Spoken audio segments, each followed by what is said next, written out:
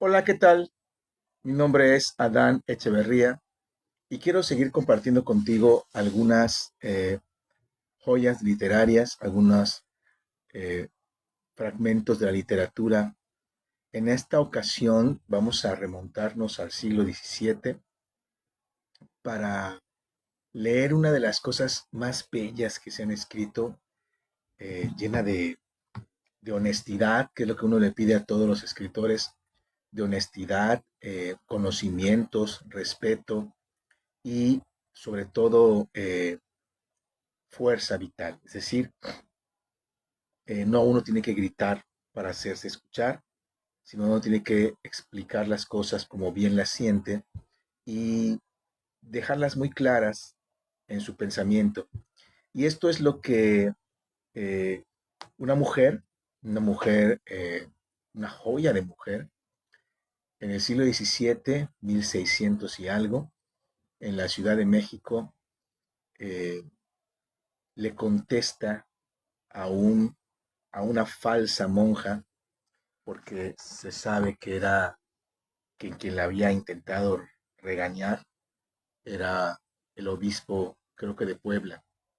El obispo de Puebla había intentado, le había mandado una carta diciéndole que era muy inteligente, pero que realmente estaba sorprendido de su forma de perder el tiempo, eh, que una monja debería ser obediente y dedicarse pues a lo que se dedican las monjas, a rezar y a cuidar a las personas y a los sacerdotes, sobre todo, ¿no? Atender a los sacerdotes y al pueblo.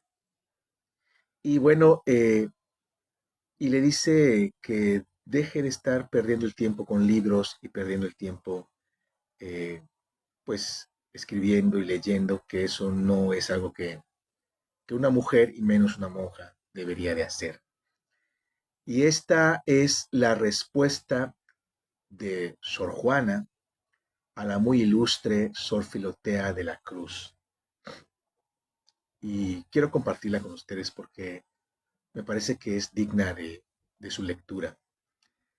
Dice, muy ilustre señora, mi señora, no mi voluntad, mi poca salud y mi justo temor han suspendido tantos días mi respuesta, que mucho sí al primer paso encontraba para tropezar mi torpe pluma dos imposibles. El primero, y para mí el más riguroso, es saber responder a vuestra doctísima, discretísima, santísima y amorosísima carta. Y ahí es donde empieza Sor Juana a ser irónica, ¿no? Y si veo que preguntando el ángel de las escuelas, Santo Tomás, de su silencio con Alberto Magno, su maestro, respondió que callaba porque nada sabía decir digno de Alberto, con cuánta mayor razón callaría, no como el santo, de humildad, sino que en la realidad es no saber algo digno de vos. El segundo imposible es saber agradeceros tan excesivo como no esperado favor de dar a las prensas mis borrones, merced tan sin medida que aún se le pasara por alto a la esperanza más ambiciosa y al deseo más fantástico, y que ni aun como ente de razón pudiera caber en mis pensamientos, y en fin, de tal magnitud que no sólo no se puede estrechar a lo limitado de las voces, pero excede a la capacidad del agradecimiento, tanto por grande como por no esperado, que es lo que dijo Quintiliano. Aquí vienen esos latinazos de la época que ustedes perdonarán que no hable latín, pero intentaré leerlo como está escrito. Minorum spei naciorem benefacti gloriam perentum, y tal que enmudecen al beneficiado. Cuando la felizmente estéril, para ser milagrosamente fecunda, madre del Bautista, Juan el Bautista, vio en su casa tan desproporcionada visita como la madre del Verbo, la madre de Jesús, se le entorpeció el entendimiento y se le suspendió el discurso. Se quedó muda, recuerden la historia, ¿no? Y así, En vez de agradecimientos, prorrumpió en dudas y preguntas. «Ethun deok mihi, ¿de dónde a mí viene tal cosa?» Lo mismo sucedió a Saúl, rey Saúl, cuando se vio electo y ungido rey de Israel.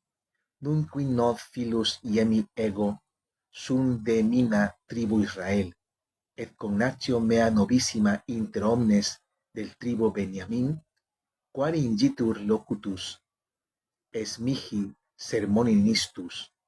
Así yo diré, ¿de dónde, venerable señora, de dónde a mí tanto favor? Por ventura soy más que una pobre monja, la más mínima criatura del mundo y la más indigna de ocupar vuestra atención, pues quare locutus es mihi sermonem istum, et un dioc mihi, repite las preguntas en latín anteriores. Ni al primer imposible tengo más que responder que no ser nada digno de vuestros ojos, ni al segundo más que admiraciones en vez de gracias, diciendo que no soy capaz de agradeceros la más mínima parte de lo que os debo.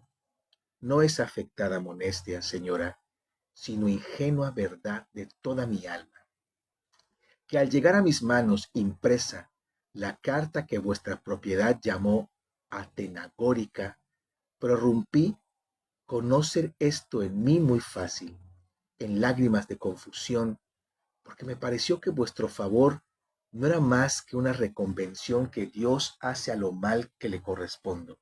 Recuerden que les dije, la llamaban a la moderación, a los no excesos, a no estar perdiendo el tiempo en la literatura.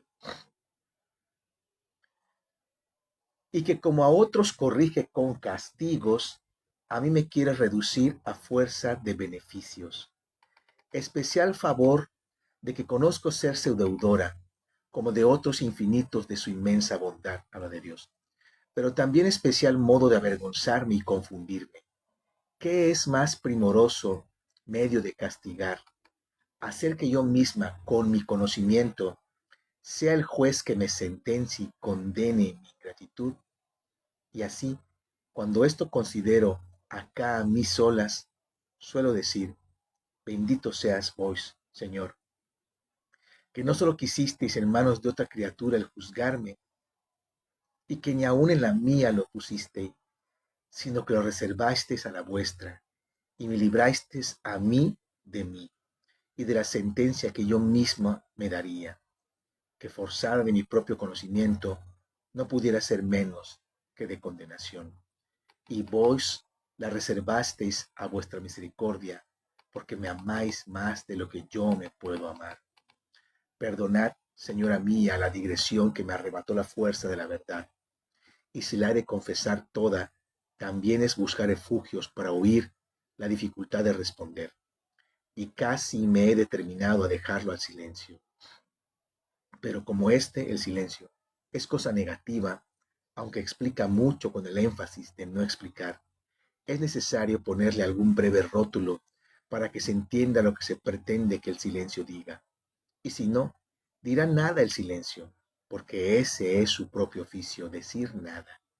Fue arrebatado el sagrado vaso de lección al tercer cielo, y habiendo visto los arcanos secretos de Dios, dice, audivit arcana Dei, que no licet homini loci.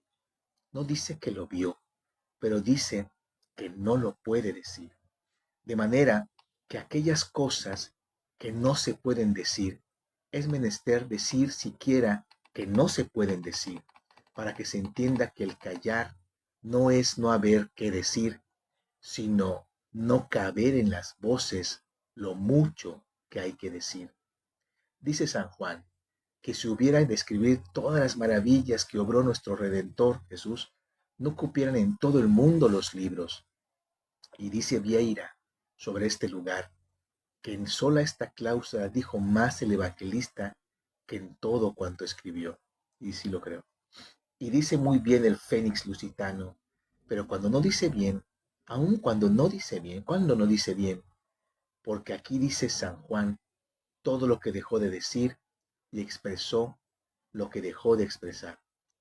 Así yo, señora mía, solo responderé que no sé qué responder, Solo agradeceré diciendo que no soy capaz de agradeceros, y diré por breve rótulo de lo que dejo el silencio, que solo con la confianza de favorecida y con los valimientos de honrada me puedo atrever a hablar con vuestra grandeza.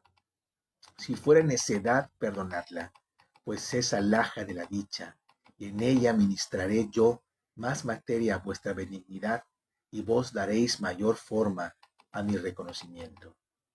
No se hallaba digno Moisés por balbuciente para hablar con Faraón, y después el verse tan favorecido de Dios le infunde tales alientos que no solo habla con el mismo Dios, sino que se atreve a pedirle imposibles. Ostem de mihi faciem tuam. Pues así yo, señora mía, ya no me parecen imposibles los que puse al principio, a vista de lo que me favorecéis, porque quien hizo imprimir la carta tan sin noticia mía, quien la intituló, quien la costeó, quien la ahorró tanto, siendo de todo indigna por sí y por su autora, ¿qué no hará? ¿Qué no perdonará? ¿Qué dejará de hacer y qué dejará de perdonar? Se está diciendo, pues que ya que te tomaste tanta molestia imprimirla, pagar la impresión en un periódico para que ella la leyera, ¿por qué te esforzaste tanto? Si no importo, si soy una monja más, ¿por qué te esforzaste tanto? Esto le está diciendo. ¿Y qué te contesto si yo soy una monja nada más? ¿Qué no hará? ¿Qué no perdonará? ¿Qué dejará de hacer y qué dejará de perdonar? Y así, debajo del supuesto de que hablo con el salvoconducto de vuestros favores, y debajo del seguro de vuestra benignidad, y de que me habéis como otro Asuero, dado a besar la punta del cetro de oro de vuestro cariño, en señal de concederme benévola licencia para hablar y proponer, ya me pusiste en el discurso, tengo derecho a replicarte. Benévola licencia para hablar y proponer en vuestra venerable presencia, digo que recibo en mi alma vuestra santísima amonestación de aplicar el estudio a libros sagrados. Eso es lo que le estaban reclamando. Todo eso que usas para leer poesía, para leer filosofía, lo deberías usar para leer las escrituras, le reclaman. Que aunque viene en traje de consejo, ve qué padre dice esto, que aunque viene en traje de consejo, tendrá para mí sustancia de precepto. Dice, yo te aconsejo, monja, que te dediques a leer libros sagrados y no leer filosofía. Yo te aconsejo. Te está dando una orden, es el obispo. ¿Sí me explico? Que aunque viene en traje de consejo, tendrá para mí sustancia de precepto, con no pequeño consuelo de que aún antes parece que prevenía mi obediencia vuestra pastoral insinuación, como a vuestra discreción inferido del asunto y pruebas de la misma carta. Bien conozco que no cae sobre ella vuestra cuerdísima advertencia, sino sobre lo mucho que habréis visto de asuntos humanos que he escrito. Y así, lo que he dicho no es más que satisfaceros con ella a la falta de aplicación que habréis inferido, con mucha razón, de otros escritos míos. Y hablando con más especialidad, os confieso, con la ingenuidad que ante vos es debida y con la verdad y claridad que en mí siempre es natural y costumbre, que el no haber escrito mucho de asuntos sagrados no ha sido desafición ni de aplicación la falta, sino sobra de temor y reverencia debida a aquellas sagradas letras, para cuya inteligencia yo no me conozco tan incapaz y para cuyo manejo soy tan indigna, resonándome siempre en los oídos con no pequeño horror aquella amenaza y provisión del Señor a los pecadores como yo. Quare tuer narras in justitias meas, et assumis testamentum meum perostum. Esta pregunta y el ver que aún a los varones doctos se prohibía el leer los cantares hasta que pasaban de 30 años, y aún el Génesis, por su oscuridad, y aquellos, porque de la dulzura de aquellos epitalamios no tomase ocasión la imprudente juventud de mudar el sentido de carnales afectos. Compruébalo. Recuerden que el Cantar de los Cantares es un libro que está en la Biblia, pero es un libro que ha sido, que ha querido verse como una relación entre la iglesia y Cristo, o como una relación entre nosotros y la iglesia, los fieles y la iglesia, pero que no es más que un canto sexo, un canto erótico, en el que un canto de primeras nupcias, es decir, yo soy el esposo, tú eres la esposa y vamos a tener sexo por primera vez, o por primera vez casados. Y hay toda una concienciación de carnes y flujos y fluidos y besos y espacios que se llenan y todo esto. ¿Sí? O sea, es un texto súper erótico, súper erotizable, ahí metido entre los libros de la Biblia. Entonces, es de eso para que más o menos quede claro. Compruébalo mi gran padre San Jerónimo, mandando que sea esto lo último que se estudie, por la misma razón.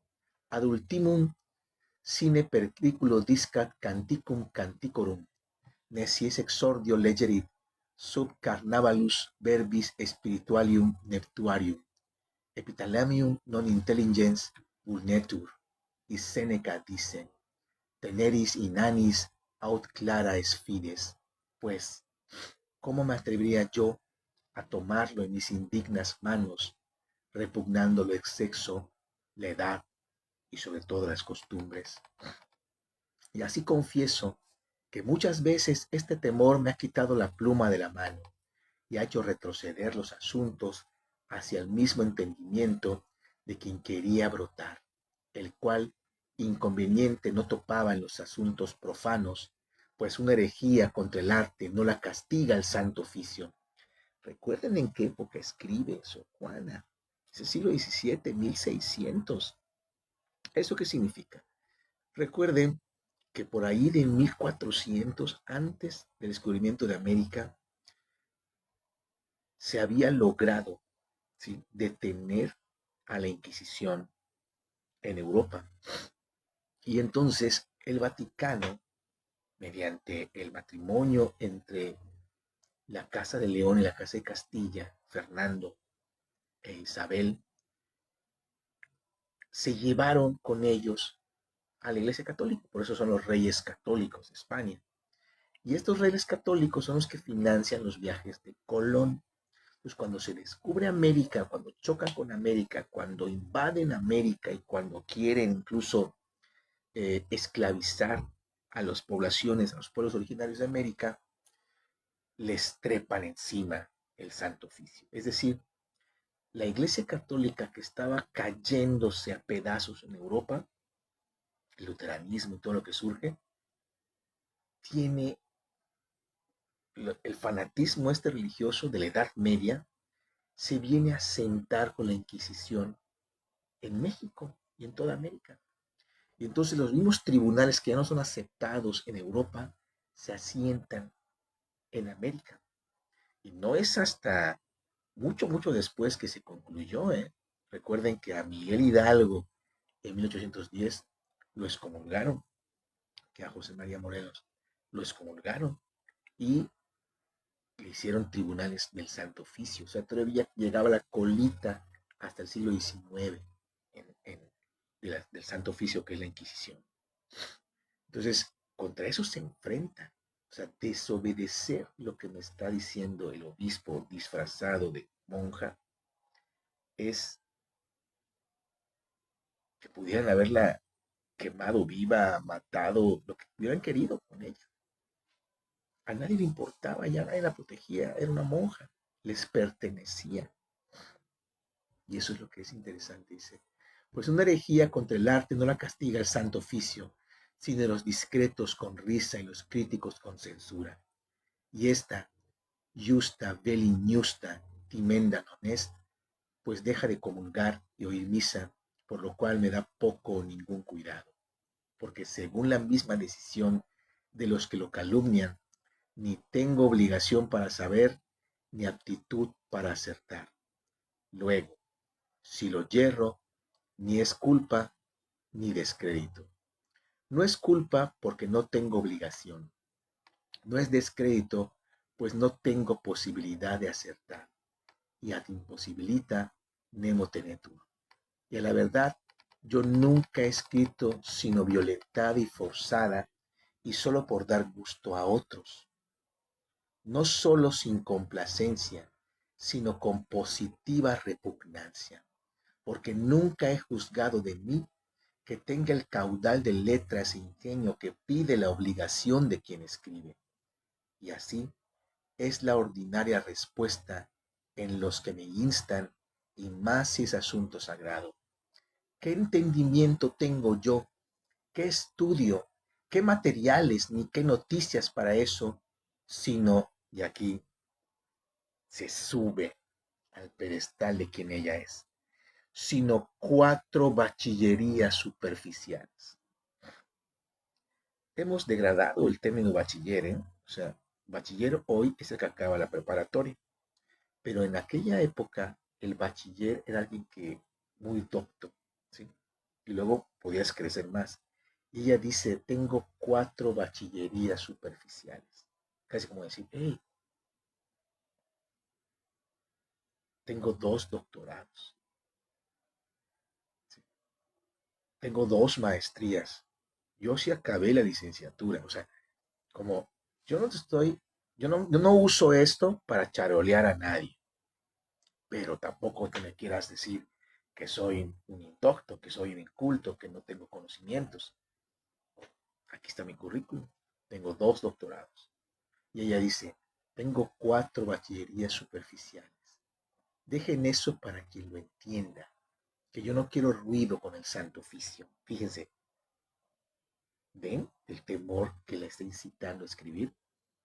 Que yo no quiero ruido con el santo oficio, que soy ignorante y tiemblo de decir alguna proposición malsonante o torcer la genuina inteligencia de algún lugar.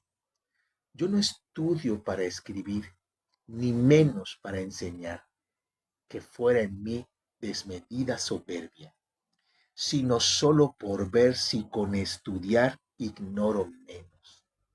Así lo respondo y así lo siento. Es increíble. Y se los voy a decir otra vez. Dice primero, para que vean. O sea, ella no está, pues evidentemente es una monja, no pudo estudiar un bachillerato, una bachillería, ¿sí? Entonces por eso lo pone. Yo no tengo bachillerías, dice.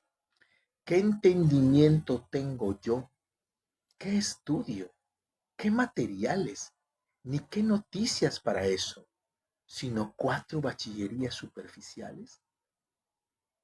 Yo no estudio para escribir, ni menos para enseñar, que fuera en mí desmedida soberbia, sino solo por ver si con estudiar ignoro menos.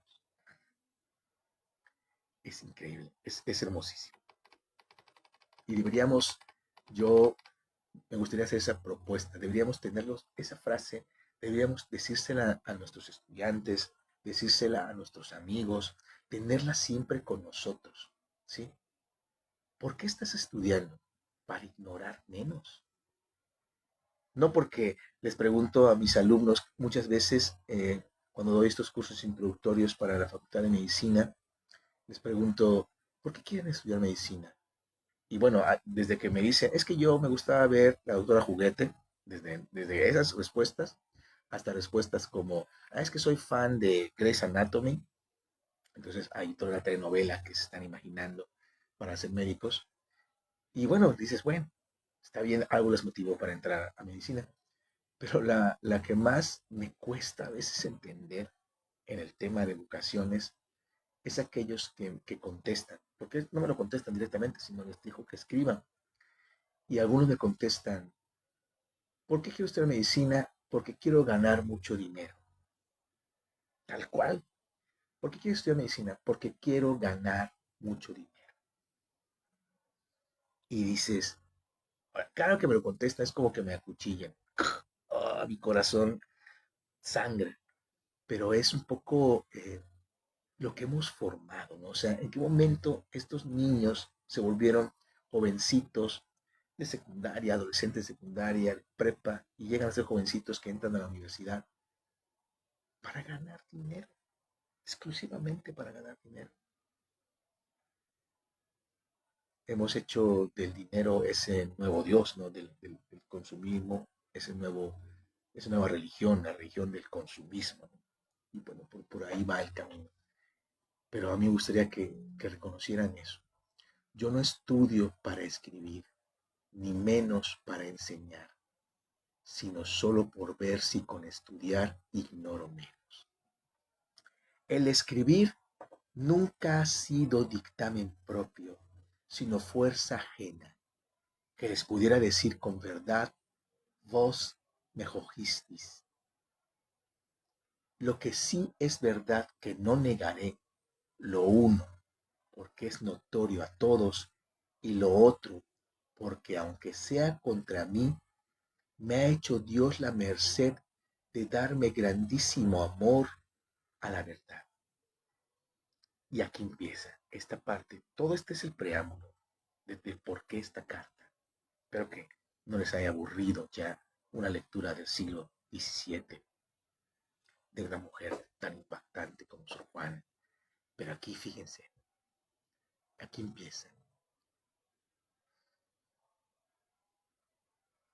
Desde que me rayó la primera luz de la razón, fue tan vehemente y poderosa la inclinación a las letras.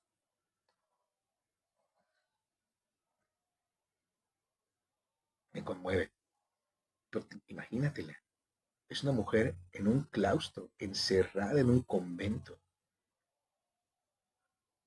a quien están acusando de escribir. Esa es la acusación. La están acusando de leer, de escribir. Y dice, según Piaget, recuerden, de los 0 a los 3 años no tenemos memoria. Entonces por eso ella dice, y ustedes imagínense qué edad tiene. Desde que me rayó la primera luz de la razón, fue tan vehemente y poderosa la inclinación a las letras, que ni ajenas represiones, que he tenido muchas, o sea, esto lo ha tenido toda su vida. Deja de leer, niña, deja de escribir. Ni propias reflejas, que he hecho no pocas, han bastado a que deje de seguir este natural impulso que Dios puso en mí. Su Majestad sabe por qué y para qué, y sabe que le he pedido que apague la luz de mi entendimiento, dejando solo lo que baste para guardar su ley, pues lo demás sobra, según algunos, la carta, según el obispo, en una mujer, lo cual, fíjense esto, pues lo demás sobra, según algunos, en una mujer. Y aún hay quien diga que daña. Fíjense lo que dice Sor Juana en 1600, en 1600, hace 400 años, 400 años hace que Sor Juana dice esto. Te voy a volver a leer. Desde que rayó la primera luz de la razón, fue tan vehemente y poderosa la inclinación a las letras, que ni ajenas represiones, que he tenido muchas, ni propias reflejas, que he hecho no pocas, han bastado a que deje de seguir ese natural impulso, leer, que Dios puso en mí. Su Majestad sabe por qué y para qué, y sabe que le he pedido que apague la luz de mi entendimiento, dejando solo lo que baste para guardar su ley. Ha vivido asustada. De hecho, tiene razón. O sea, debo concentrarme solamente en, en leer las leyes de Dios. Debo concentrarme solamente en leer la Biblia, ¿no? Dejando solo lo que me baste para guardar su ley, pues lo demás sobra, según algunos, en una mujer. y hay quien diga que daña. Sabe también su majestad que no consiguiendo esto, he intentado sepultar con mi nombre mi entendimiento y sacrificársele solo a quien me lo dio, y que no otro motivo me entró en religión, no obstante que al desembarazo y quietud que pedía mi estudiosa intención eran repugnantes los ejercicios y compañía de una comunidad. ¿Ven la confesión? ¿Escucharon? ¿Por qué se hizo monja? Ahí lo dice. Le eran repugnante los ejercicios y compañía de una comunidad. Que no otro motivo me entró en religión, no obstante que al desembarazo y quietud que pedía mi estudiosa intención eran repugnantes los ejercicios y compañía de una comunidad. Y después, en ella, sabe el Señor y lo sabe en el mundo quien solo lo debió saber, lo que intenté en orden a esconder mi nombre y que no me lo permitió, diciendo que era tentación. Y así sería. Si yo pudiera pagaros algo de lo que os debo, señora mía, creo que solo os pagara en contaros esto, pues no ha salido de mi boca jamás excepto quien debió salir. Pero quiero que con haberos franqueado de par en par las puertas de mi corazón, es evidente que lo está haciéndoos patentes sus más sellados secretos, conozcáis que no desdice de mi confianza lo que debo a vuestra venerable persona y excesivos favores. Prosiguiendo la narración de mi inclinación, de que os quiero dar entera noticia, digo que no había cumplido los 3 años de mi edad cuando enviando mi madre a una hermana mía mayor que yo a que se enseñase a leer en una de las que llaman amigas, me llevó a mí tras ella, su hermana, el cariño y la travesura. Y viendo que le daban lección, me encendí yo de manera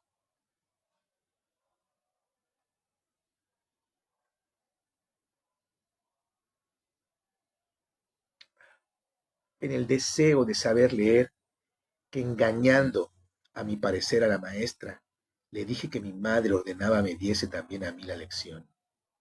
Ella no lo creyó, porque no era creíble, pero por complacer al donaire me la dio. Proseguí yo en ir y ella prosiguió en enseñarme, ya no de burlas, porque la desengañó la experiencia. Y supe leer en tan breve tiempo que ya sabía cuando lo supo mi madre, a quien la maestra lo ocultó por darle el gusto por entero y recibir el galardón por junto. Y yo lo callé creyendo que me azotarían por haberlo hecho sin orden. Aún vive la que me enseñó a leer. Dios la guarde y puede testificar. Acercándome, perdón, que en estos tiempos, siendo mi golosina la que es ordinaria en aquella edad, me abstenía de comer queso, porque oí decir que hacía rudos, y podía conmigo más el deseo de saber que el de comer, siendo éste tan poderoso en los niños. Teniendo yo después como 6 o 7 años, y sabiendo ya leer y escribir con todas las otras habilidades de labores y costuras que desprenden las mujeres, oí decir que había universidad y escuelas en que se estudiaban las ciencias en México. Y apenas lo oí cuando empecé a matar a mi madre con instantes e inoportunos ruegos sobre que, mudándome el traje, vistiéndola de niño, me enviase a México, en casa de unos deudos que tenía, para estudiar y cursar la universidad. Ella no lo quiso hacer, e hizo muy bien. Pero yo despiqué el deseo en leer muchos libros varios que tenía mi abuelo, sin que bastasen castigos ni represiones a estorbarlo. De manera que cuando vine a México, ella vivía cerca, en el Estado de México, cerca de Toluca, hablando que fue a la capital, se admiraban, no tanto del ingenio, cuanto de la memoria y noticias en edad que parecía que apenas había tiempo para aprender a hablar. Empecé a deprender gramática, en que creo que no llegaron a 20 las lecciones que tomé. Y era tan intenso mi cuidado que siendo así que en las mujeres y más en tan florida juventud es tan apreciable el adorno natural del cabello, yo me cortaba el cabello, me cortaba de él 4 o 6 dedos, midiendo hasta dónde llegaba antes e imponiéndome la ley de que si cuando volviese a crecer hasta allí no sabía tal o tal cosa que me había propuesto de prender en tanto que crecía, me lo había de volver a cortar en pena de rudeza. ¿Sí ven? Se cortaba el cabello 4 dedos, ¿sí? De largo, yo creo, y se ponía a estudiar algo, digamos hoy, genética, no sé, cálculo diferencial, cálculo integral, no lo sé, física, ¿sí? Un tema que creía que era difícil y ella quería aprenderlo y dominar. Y cuando el tiempo pasaba y el cabello volvía a crecer, ¿sí? Se lo volvía a cortar si no había logrado aprender. Fíjese nada más las ganas de aprender. Sucedía así que él crecía y yo no sabía lo propuesto, porque el pelo crecía a prisa y yo aprendía despacio, y con efecto le cortaba en pena de la rudeza, que no me parecía razón que estuviese vestida de cabellos, cabeza, que estaba tan desnuda de noticias, que era más apetecible adorno, los conocimientos. Entréme religiosa porque aunque conocía que tenía el Estado cosas, de las accesorias hablo, no de las formales, muchas repugnantes a mi genio, con todo, para la total negación que tenía al matrimonio, era lo menos desproporcionado y lo más decente que podía elegir en materia de la seguridad que deseaba de mi salvación, a cuyo primer respeto, como al fin más importante, se dieron y sujetaron la cerviz todas las impertenencias de mi genio, que eran de querer vivir sola, de no querer tener ocupación obligatoria que embarazase la libertad de mi estudio, ni rumor de comunidad que impidiese el sosegado silencio de mis libros. Esto me hizo vacilar algo en la determinación, hasta que alumbrándome personas doctas de que era tentación, la vencí con el favor divino y tomé el estado que tan indignamente tengo.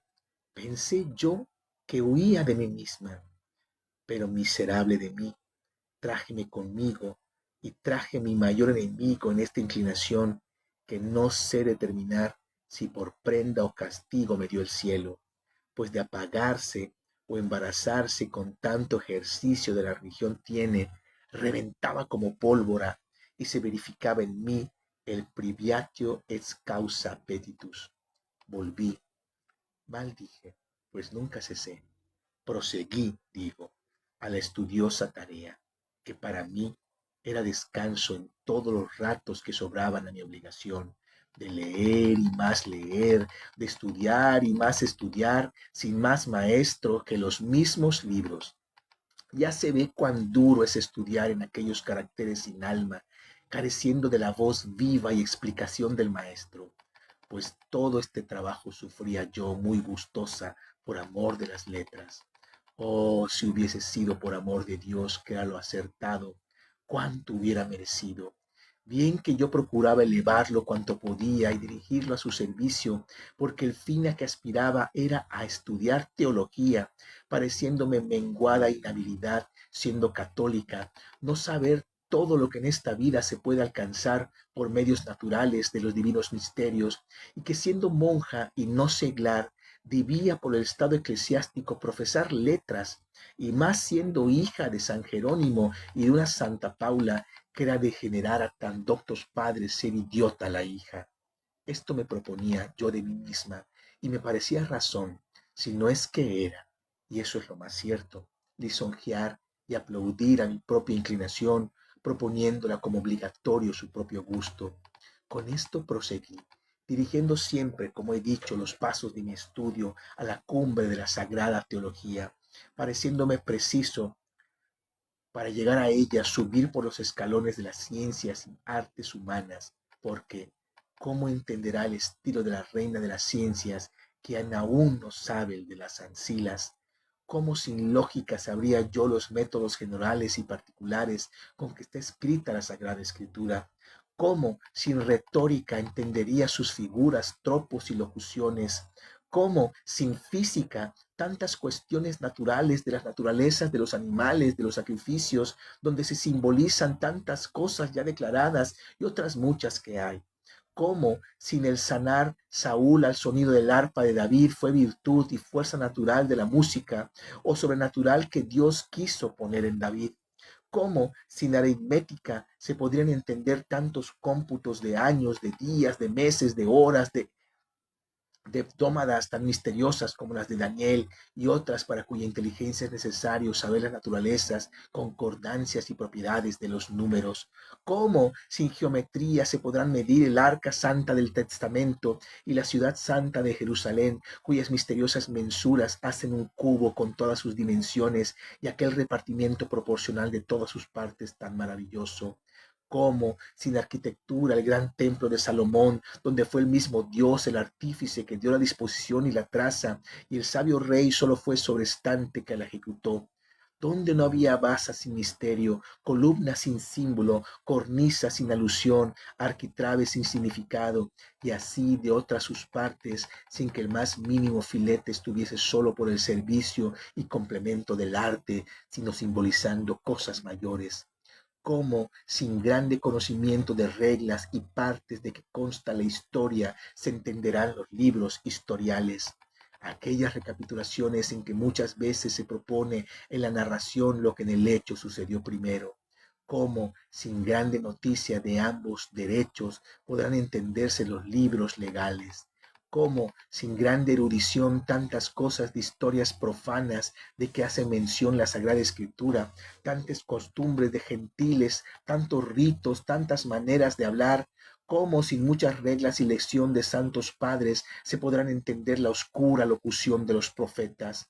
Pues, sin ser muy perito en la música, ¿cómo se entenderán aquellas proporcionales musicales y sus primores que hay en tantos lugares, especialmente en aquellas peticiones que hizo Dios a Abraham por las ciudades, de que si perdonaría habiendo 50 justos y de este número bajó a 45, que es cinquinona, y como de mi a re de aquí a 40, que es sesquioctava, y es como de re a mi de aquí a 30, que es sexitercia, que es la de diastesarón, de aquí a 20, que es la proporción sesquialátera, que es la del diapente, de aquí a 10, que es la dupla, que es el diapasón, y como no hay más proporciones armónicas, no pasó de ahí. ¿Ven el conocimiento? ¿Cómo lleva una locución, ¿sí?, de Abraham con Dios para que no destruya Sodoma y Gomorra? Le va diciendo números.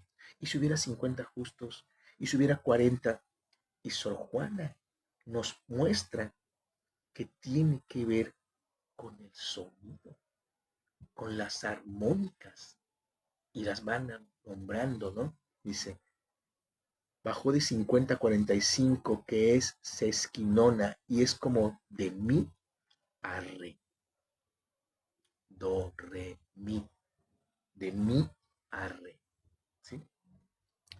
Todo esto mientras, o sea, el conocimiento que tenía esta mujer, pues, ¿cómo se podrá entender esto sin música?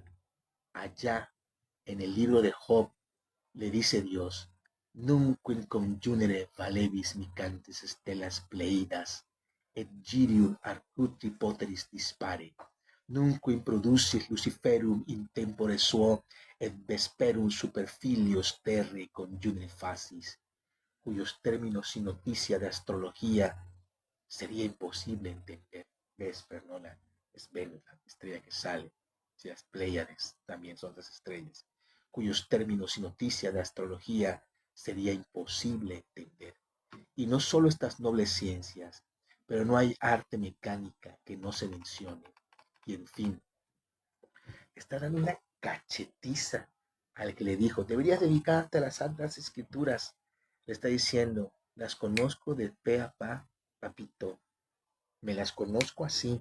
Y no solo las conozco, sino sé en qué están basadas y los simbolismos que traen. Y lo sé porque para estudiar las escrituras he estudiado todo esto, todo esto que está acá. He podido estudiar para tratar de entender las Sagradas Escrituras. Y no las repito como loro, como tú, pero no se lo dijo así. Eso lo diría un vulgar como yo, ¿no? Ella, que es una mujer súper inteligente, se lo dice de esta manera, ¿no? No hay arte mecánica que no se mencione.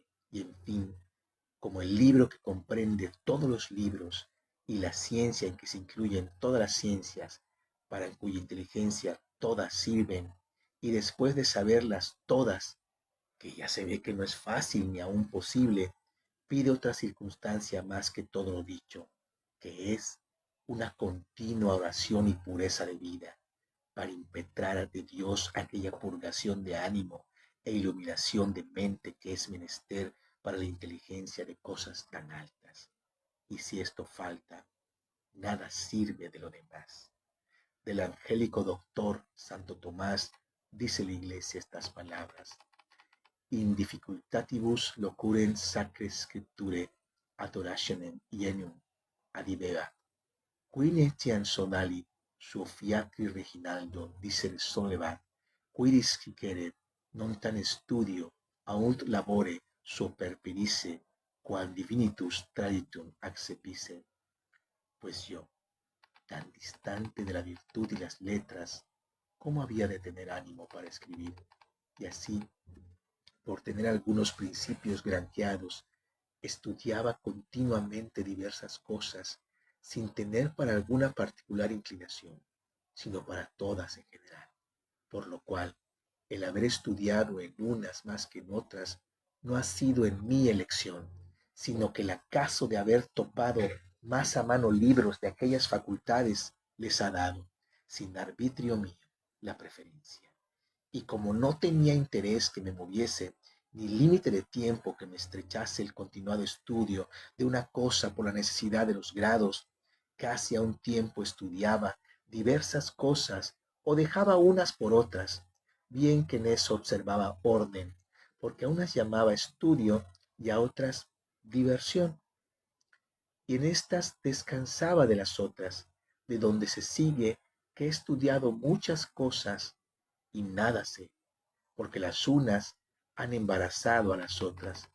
Es verdad que esto digo de la parte práctica en las que la tienen, porque claro está que mientras se mueve la pluma descansa el compás, y mientras se toca el arpa sosiega el órgano, et sic de ceteris, porque como es menester mucho uso corporal para adquirir hábito, nunca le puede tener perfecto quien se reparte en varios ejercicios, pero en lo formal y especulativo sucede al contrario, y quisiera yo persuadir a todos. Mire cómo le habla al futuro, te habla a ti, me habla a mí.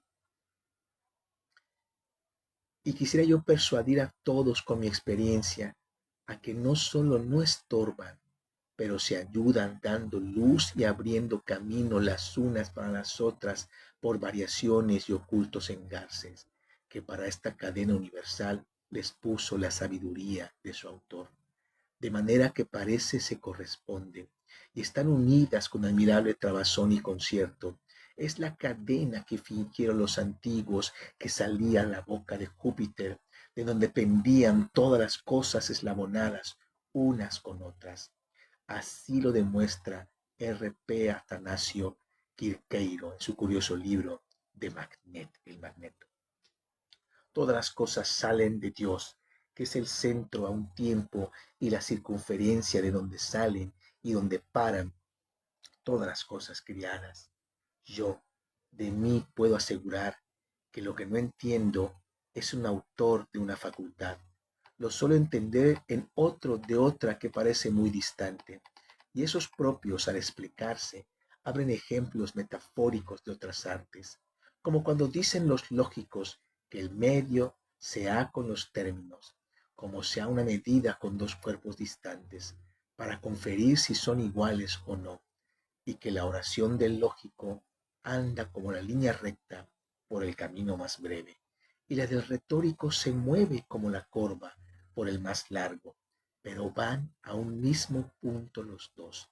Y cuando dicen que los expositores son como la mano abierta y los escolásticos como el puño cerrado, y así no es disculpa, ni por tal la doy el haber estudiado diversas cosas, pues éstas antes se ayudan, sino que el no haber aprovechado ha sido ineptitud mía y debilidad de mi entendimiento, no culpa de la variedad.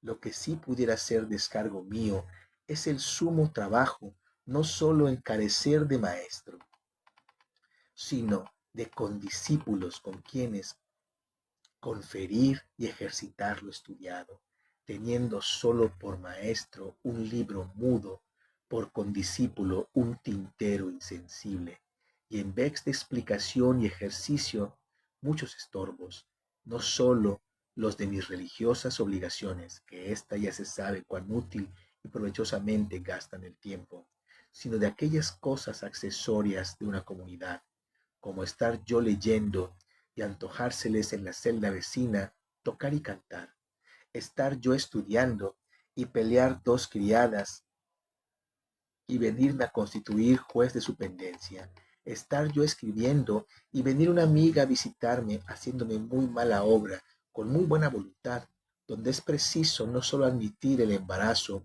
pero quedar agradecida del prejuicio.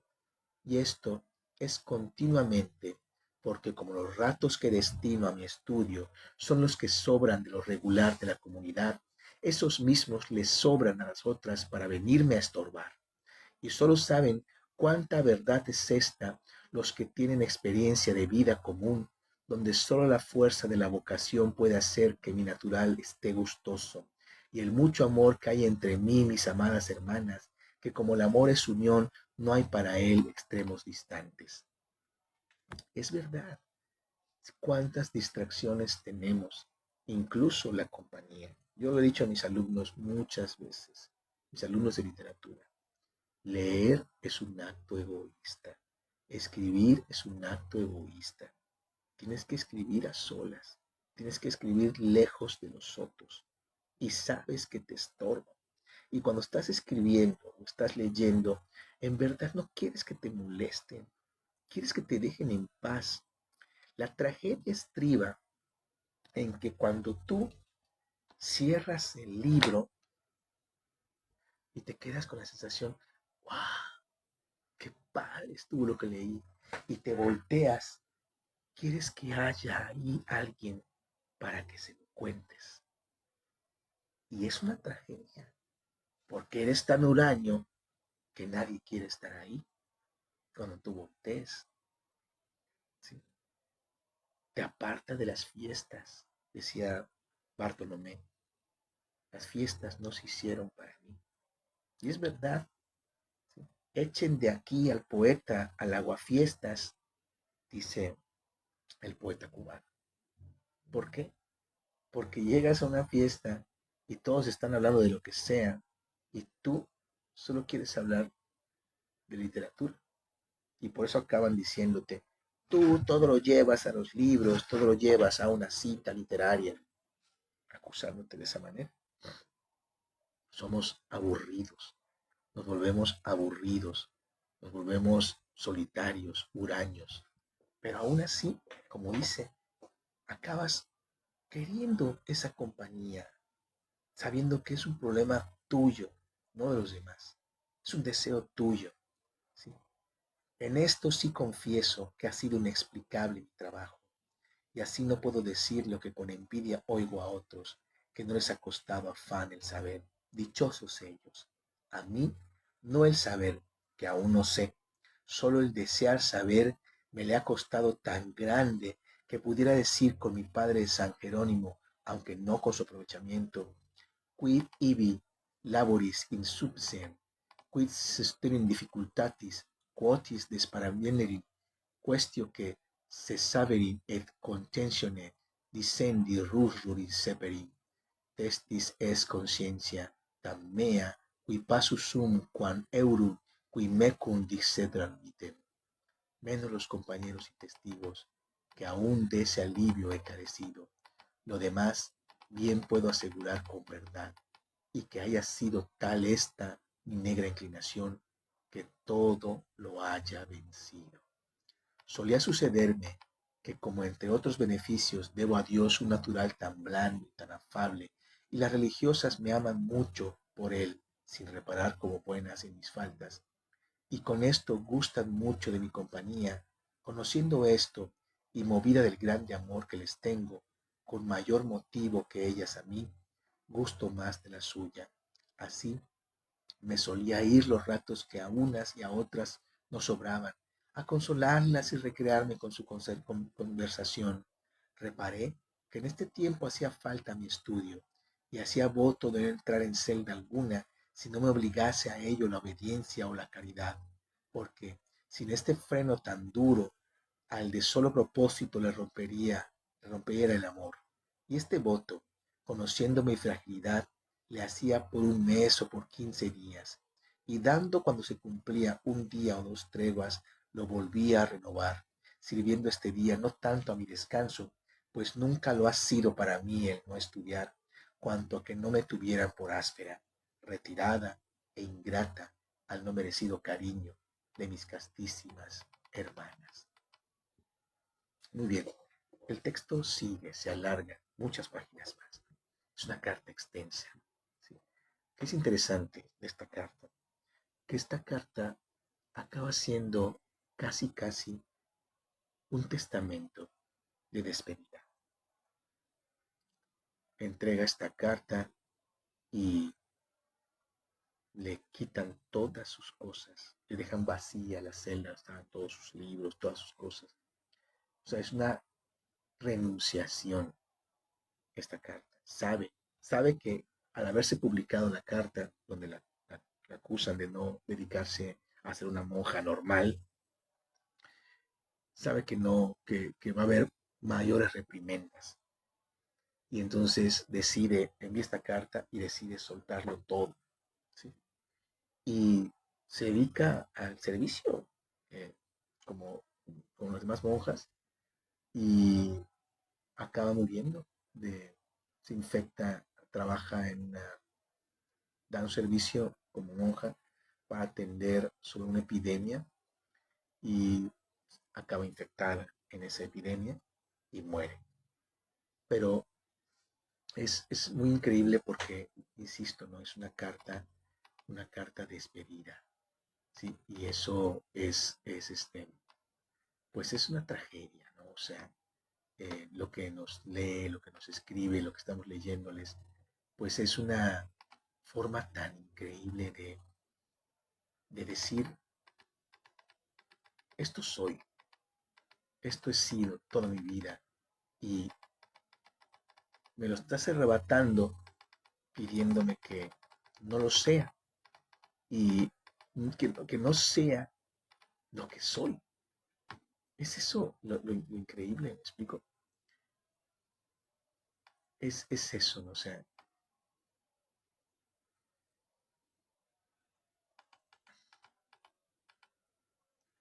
voy a leer el final. Dice, mm,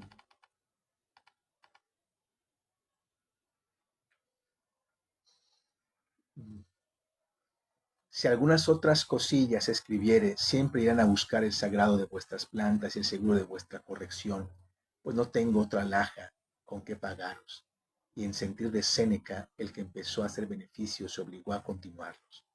Y así os pagará a vos vuestra propia liberalidad, que solo así puedo yo quedar dignamente desempeñada sin que caiga en mí aquello del mismo Séneca.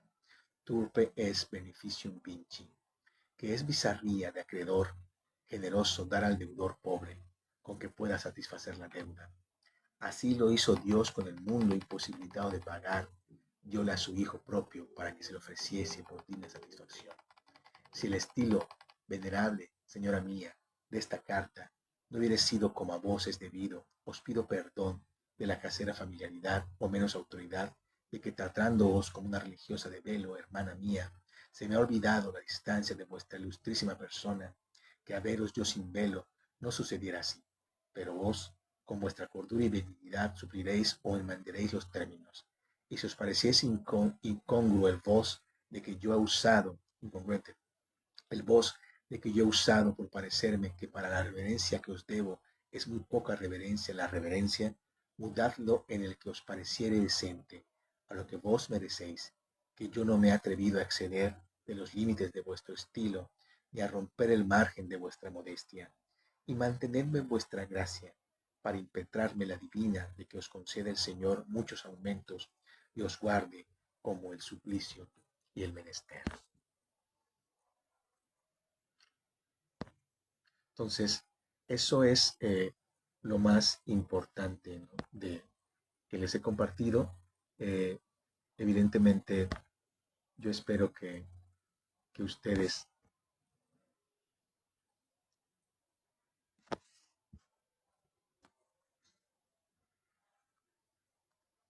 Esa fue la parte final de esta carta. Ya ahí la pueden encontrar ustedes. Es un texto, pues, del siglo XVII. Lo pueden encontrar libre en la internet. Pueden adquirirlo. Seguramente lo pueden adquirir en cualquier bazar de libros y hacer sus propias apuntes de esta carta. Pero yo creo que es una carta que se nos debe leer a todos los universitarios, a todos los chicos de bachillerato, a todos los chicos.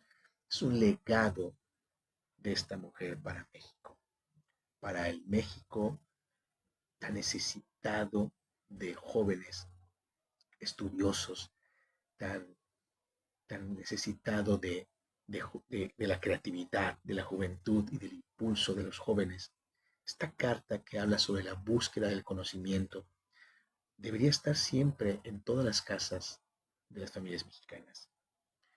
Mi nombre es Adán Echeverría. Es un gusto poder leer para ti. Nos vemos después.